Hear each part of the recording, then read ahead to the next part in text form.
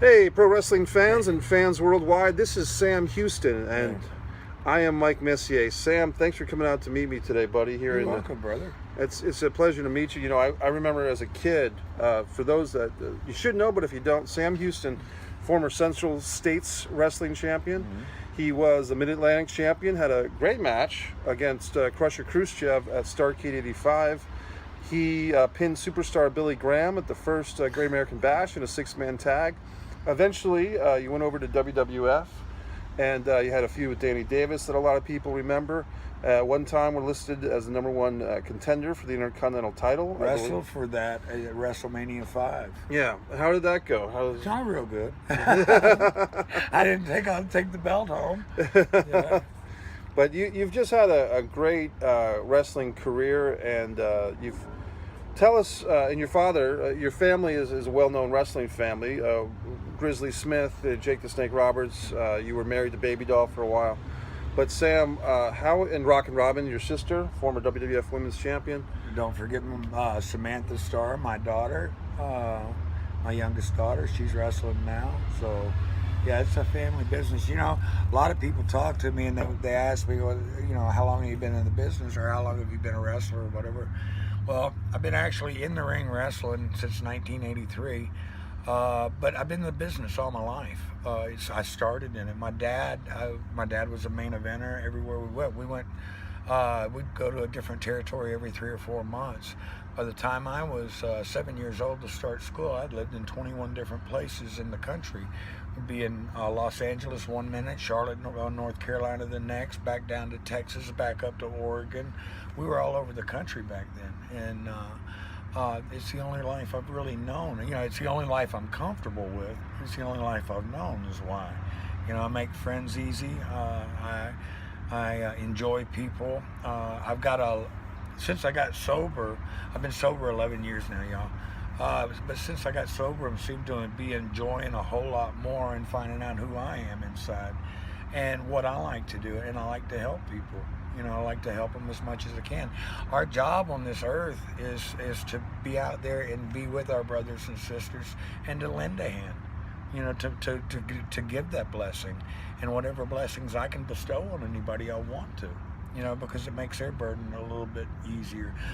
Yesterday, I went to Tampa. I mean, I had places to be and stuff like that, but a fella had reached my manager and he wanted to call me, or wanted me to call him. He was a disabled veteran and he was dying.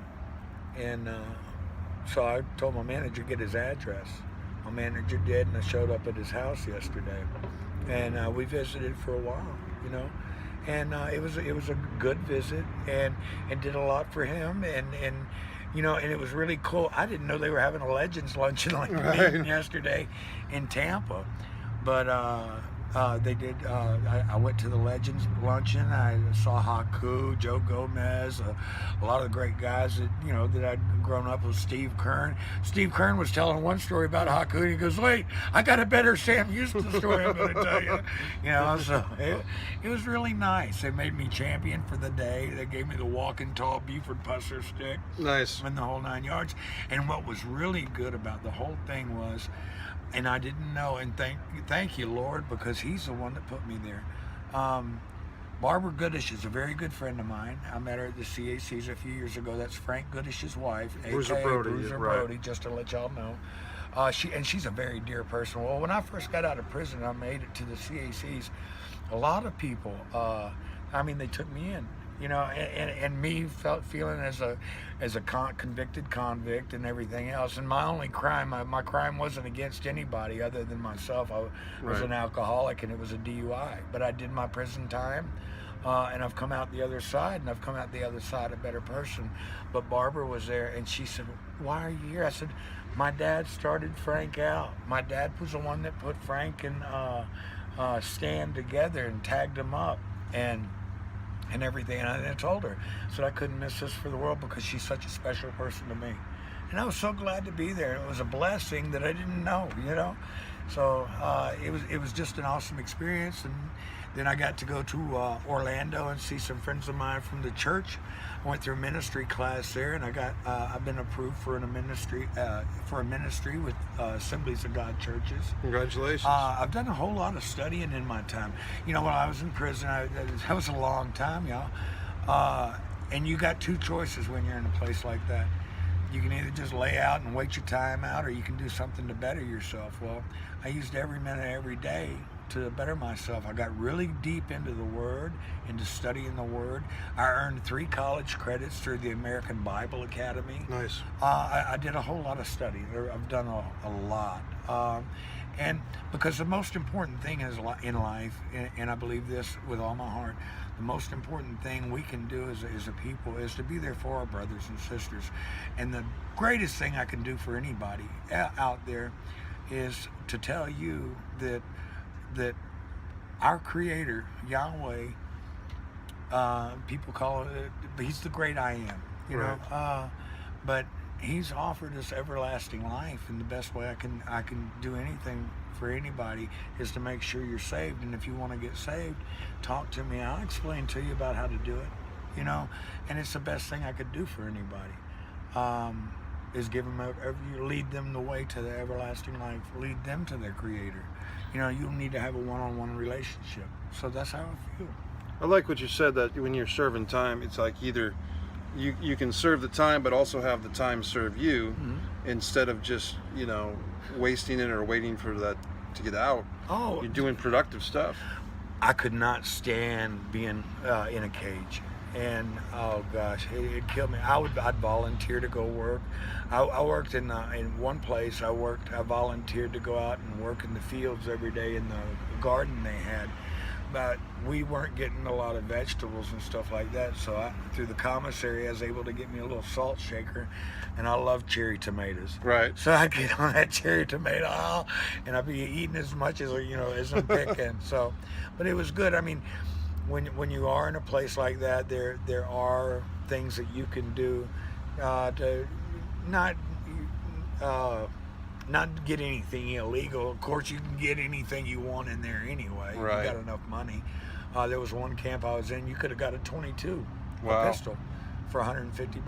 Jeez. Yeah, the ammunition was something different. I mean, that's cheaper than at Walmart. Yeah. But you know, I've been through a lot, Mike. Yeah. I really have. And I've come out the other side, and I hope that, you know, and a lot of people say too that I've come out a better person. And I believe I have. I like the person that I see in the mirror now, Right, in the mornings. And the good thing is I can remember everything, you know. I mean, I was a bad alcoholic for a lot of years. I would drink anywhere from 1 to 3 fists a day, almost every day for 19 years. right. But that's behind me now. You know, I made my decision. I went to hang myself in prison after 2 days. They were telling me I was going to be there for the rest of my life, and I was with the worst of the worst of the worst. It was murderers, rapists, pedophiles. I had my hands around one guy's neck, and it took six guards to beat me off him with their sticks because he was a pedophile, and he was telling my cellmate what he did to a 10-year-old girl, and I lost it.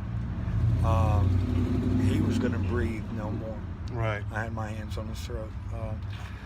I've been through a lot, but you know, each scar you get, each cut, each bruise, whatever, you know, they add character to your personality and to your life.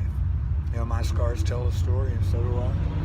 Well, and that's for those that are watching this interview that may be able to help us. Sam and I are kind of getting together, and if you don't mind me saying, sitting there with a computer to write some of your stories, or many of them, as many as we can, and starting with a pilot script. You know, basically our feeling was that TV pilot script would be a great starting point for a collaboration. So if there's anyone out there in the entertainment industry that is watching this, that's intrigued by Sam's stories, what we're going to do is we're going to write like a